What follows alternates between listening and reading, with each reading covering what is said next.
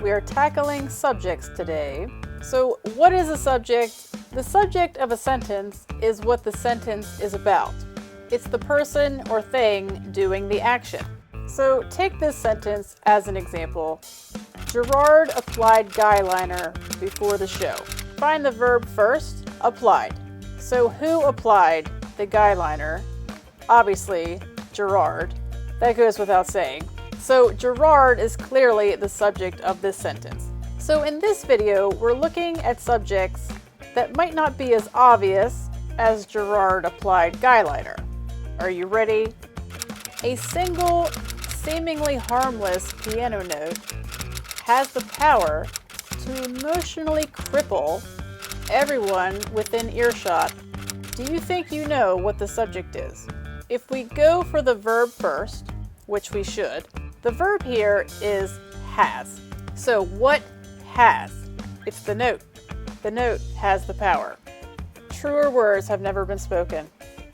That is quite a note. All right, lesson over. Time for the lyrics. We'll get back to My Chemical Romance, but for now, take a look at this line from Paranoid Android by Radiohead. Time to find the subject. Good luck.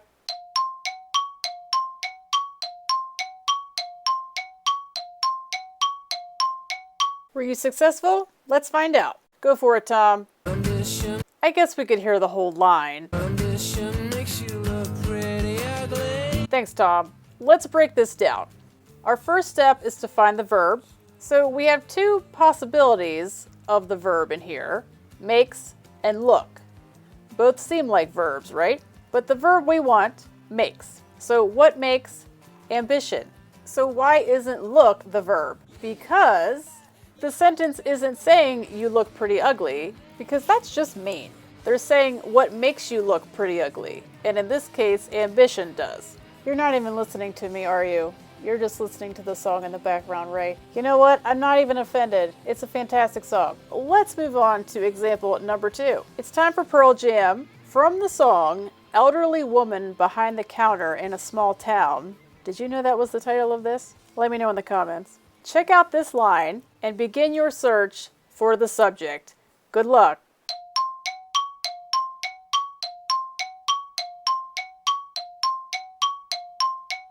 All right, Eddie, let the people know if they chose the right subject. And yeah, go ahead, sing the whole line.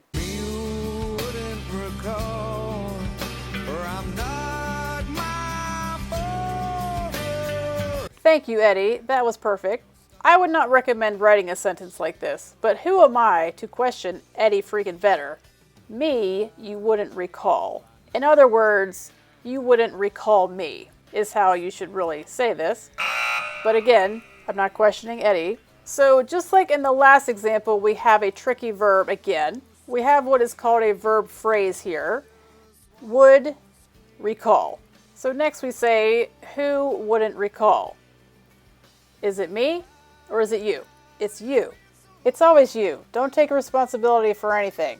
Me would actually be the direct object in this sentence. There's a whole video on direct objects if you want to check that out. The subject is you, which brings us to our final example, if you're ready for it, that is. So we started with MCR, we're going to end with MCR. Check out this sentence from Famous Last Words and pick out the subject.